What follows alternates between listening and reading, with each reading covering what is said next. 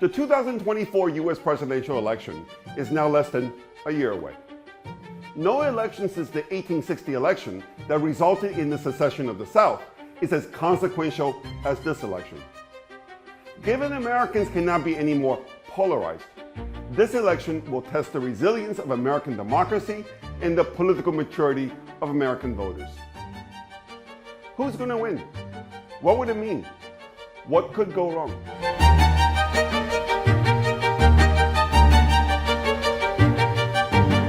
Hi, I'm David Wu, a former IMF economist and Wall Street strategist with a 20-year track record of making actionable predictions about the big stories shaping our world tomorrow.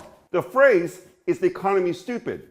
was coined by James Carville, Bill Clinton's campaign strategist in the 1992 presidential election, to convey the overriding importance of the economy for U.S. presidential elections. By the logic what has since become a received wisdom in American politics, the 2024 election should be a slam dunk for Joe Biden, who's seeking re-election. This is because, by most metrics, the U.S. economy is doing well. U.S. GDP grew nearly 5% in the third quarter, the fastest among major economies. The Biden campaign likes to remind us that the U.S. economy has added 14 million jobs since Biden took office. The unemployment rate at just 3.9% has been below 4% for 21 months now. Americans are also wealthier, at least on paper. Household net worth has gone up $20 trillion over the past 3 years. Despite these results, the American people apparently is not that impressed though. Consumer confidence has recovered somewhat over the past year, but it is still quite a bit lower than where it was at Biden's inauguration. Indeed, it's not too far from the low of the past 20 years. How do we explain this divergence between consumer confidence and economic data? Are Americans so blind and so spoiled that they can't see how good they have it?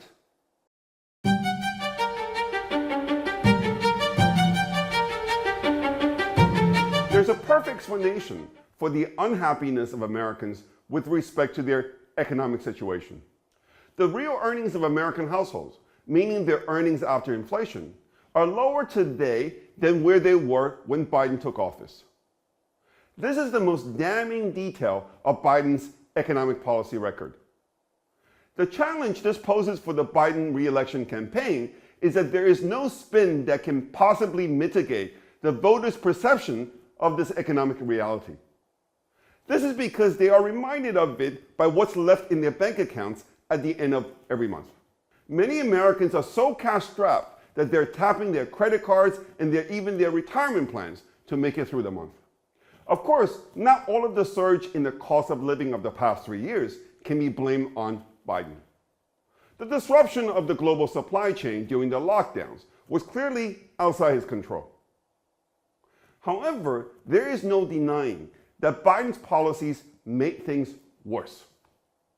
His stimulus packages exacerbated the inflation shock from the pandemic. His roller coaster energy policy exacerbated the inflation shock from the Ukraine war. If Americans are not giving him any credit for the stimulus he showered on them, it is because it actually made them poor. A new survey by Bankrate.com found that 50% of Americans see their financial situation as being worse now than it was before the start of the Biden administration, including 31% of Democrats. 45% of the survey respondents blame Biden for their worsening financial situation. This includes 72% of Republicans, 53% of independents, and 20% of Democrats. The decisive factor behind Biden's victory over Trump in 2020 was the 10-point margin of the share of votes from independents that he received. The fact that more than half of independents think Biden is responsible for why their financial situation is not better bodes poorly for Biden's re-election prospect.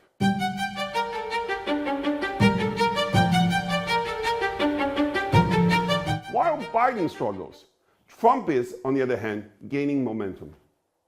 With the Iowa caucuses only 2 months away, Trump is now leading the Republican field by more than 40%.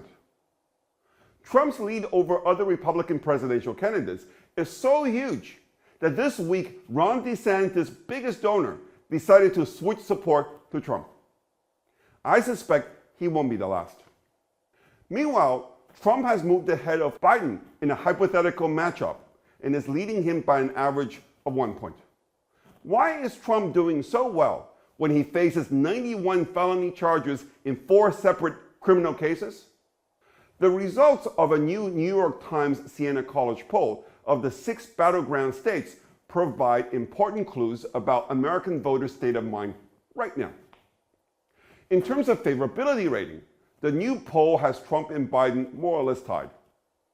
Where the big difference between the two emerges is when the survey respondents were asked whether they trust Biden or Trump to do a better job as president. On the economy, 59% of the respondents said Trump would do a better job versus only 37% who said Biden would do a better job. On immigration, 53% of the respondents said Trump would do a better job versus only 41% who said Biden would do a better job.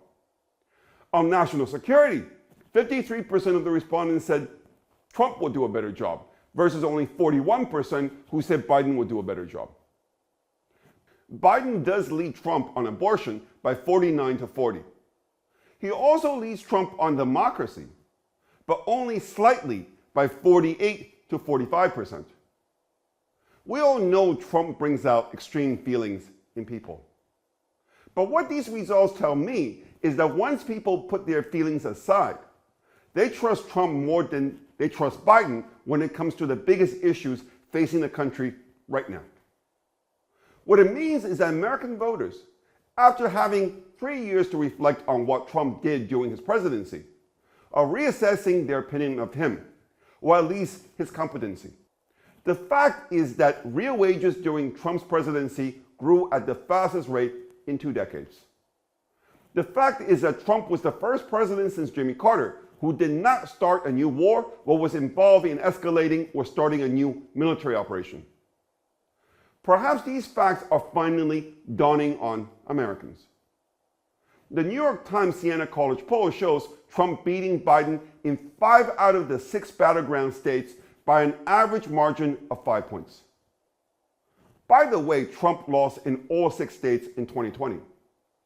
If he just wins 3 of these states, he will be the next president of the United States.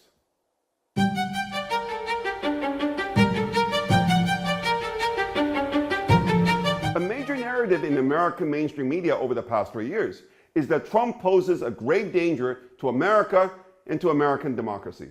But the New York Times Siena College poll shows that only 36% of registered voters in the 6 battleground states say Trump is a unique threat to democracy.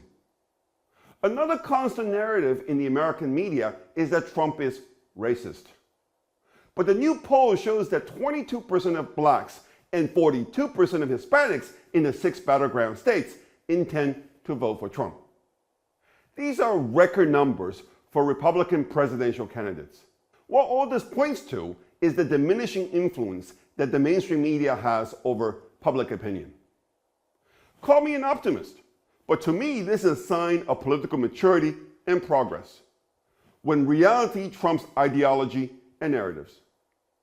If Americans judge and choose their politicians based solely on the results that they deliver, then there is still hope for America. And if there's hope for America, there is hope for the world. If you got something out of this program, please hit like and subscribe to my free YouTube channel. Let me know what you think by posting your comments on the video. If you want to learn more about my investment strategy, come visit us at davidwuunbound.com.